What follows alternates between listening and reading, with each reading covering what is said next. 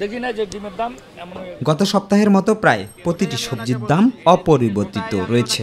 শুক্রবার রাজধানীর কাউরান বাজার, বনশ্রী, রামপুরা ও মিরপুর এলাকা ঘুরে দেখা গেছে এমন পরিস্থিতি। সবজি মোটামুটি একই রকমই আছে, সবজির দাম খুব একটা চেঞ্জ অপরিবর্তিতই আছে।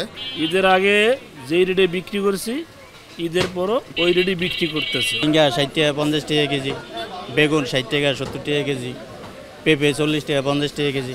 মুদিপণ্যের দাম স্বাভাবিক থাকলেও পর্যাপ্ত সরবরাহ না থাকায় মাছের দাম কিছুটা বৃদ্ধি পেয়েছে। ঈদের পরবর্তী সময় ডাল, চাল, নিত্য প্রয়োজনীয় জিনিসের দাম স্বাভাবিকই আছে, ভালো আছে, বাড়ে নাই, কিছু দামই বাড়ে নাই। মাছের বাজার দাদা আগে চেয়ে একটু আর কি দাম বেশি, অল্প একটু।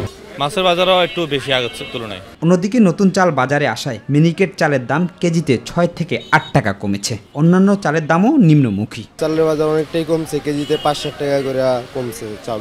সব চালের দামই এখন কম আছে। কোরবানির পর খামারগুলোতে গরুর সংকট থাকায় প্রতি কেজি গরুর মাংসের দাম কেজিতে 50 টাকা বেড়েছে। খাসির মাংস বিক্রি হচ্ছে 1200 টাকা, ব্রয়লার মুরগি বিক্রি হচ্ছে 160 টাকা। কোরবানি দেওয়ার পরে খামারিদের গরু নাই, এই লেগে একটু গরুর দাম বেড়ে আর কি, কেজিতে প্রায় 50 টাকা বাইরে গেছে।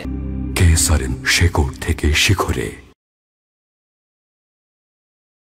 ঈদের আগেও যে দাম ছিল এখনো ওই দামই আছে বর্তমানে। 1200 টাকা খাসি অরিজিনালটা, 60 টাকা আর ব্রয়লার 150 টাকা।